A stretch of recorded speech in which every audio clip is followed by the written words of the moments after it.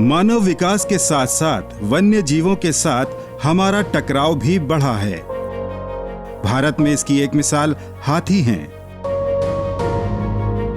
संरक्षित जंगलों से होकर गुजरने वाले राजमार्गों और रेल पटरियों पर अक्सर होने वाली दुर्घटनाएं इन वन्य जीवों और मानव दोनों के लिए जानलेवा साबित होती हैं। इनमें सबसे ज्यादा नुकसान हाथियों की गतिविधि से होता है।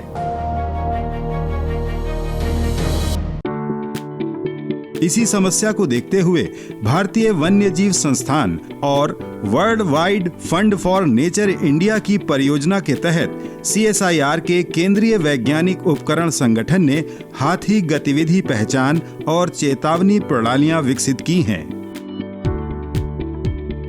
भूकंप संवेदन आधारित एलिसीस अलर्ट और थर्मल इंफ्रारेड इमेजिंग आधारित एलीथर्म अलर्ट, ये दोनों ही प्रणालियां स्वचालित रूप से रेलवे ट्रैक के आसपास आने वाले हाथियों के बारे में संबंधित विभागों को पूर्व सूचना दे सकती हैं।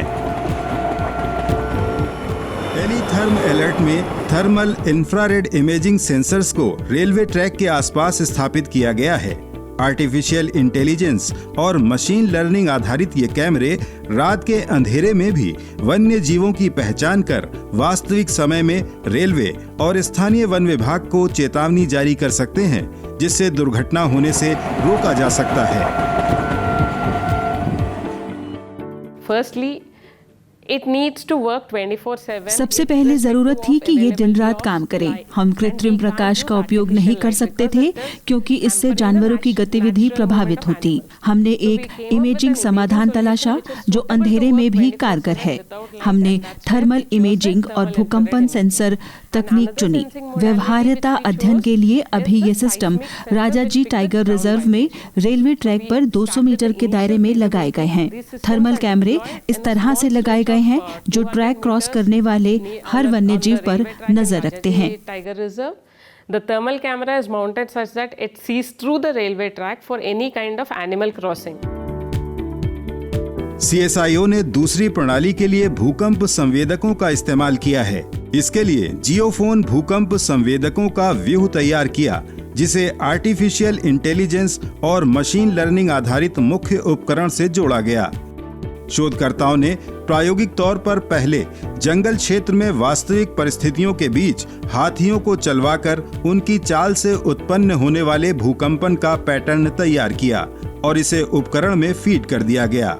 अब जैसे ही हाथी इन संवेदकों के पास से गुजरते हैं, सिस्टम चाल पैटर्न से उनकी पहचान कर स्वतः SMS या ईमेल द्वारा केंद्रीय सर्वर को अलर्ट जारी कर देता है। We have designed one instrument where a multiple of these sensors, because these sensors. हमने एक ऐसा उपकरण डिजाइन किया जिसमें बहुत सारे सेंसर्स हैं। चूंकि सेंसर्स की रेंज बहुत कम, लगभग 10 मीटर तक ही होती है, इसलिए हमने व्यू आधारित वितरित संवेदन क्षेत्र का उपयोग किया है, जिसमें बहुत सारे सेंसर से प्राप्त डेटा का एक उपकरण संसाधित कर केंद्रीय सर्वर को सिर्फ अलर्ट भेजेगा। In an instrument and will only send the alert to the central server. So we have a local server being. हमने डेटा विश्लेषण के लिए एक स्थानीय सर्वर लगाया है। ये बैकहोल इंटरनेट जैसे कम क्षमता वाले वाइड एरिया नेटवर्क से जुड़ा है, ताकि दूरस्थ केंद्रों जैसे चंडीगढ़ और देहरादून स्टेशनों को भी अलर्ट भेजा जा सके। Other remote stations like Chandigarh or to the Dehradun office also. इन दोनों ही प्रणालियों में इस्तेमाल उपकरणों को मौसम और कठिन भौगोलिक परिस्थितियों के अनुरूप तैयार किया गया है। ये प्रणालियां न के बराबर ऊर्जा का इस्तेमाल करती हैं और बैटरी आधारित हैं। फोन या इंटरनेट समस्या को देखते हुए इन प्रणालियों को कम रेंज वाले लो रावैन नेटवर्क से जोड़ा गया है, ताकि संचार होता रहे। परिवहन के अलावा इन चेतावनी प्रणालियों का प्रयोग फसलों को जानवरों से बचाने के लिए भी किया जा सकता है। फिलहाल ये प्रणालियां देहरादून के कंसाराव राजाजी टाइगर रिजर्व में लगाई गई हैं। अगर इनका पूरे देश में इस्तेमाल किया जाए तो वन्य जीवों और मानव टकराव को रोककर दोनों को एक दूसरे से होने वाले नुकसान से रोका जा सकता है।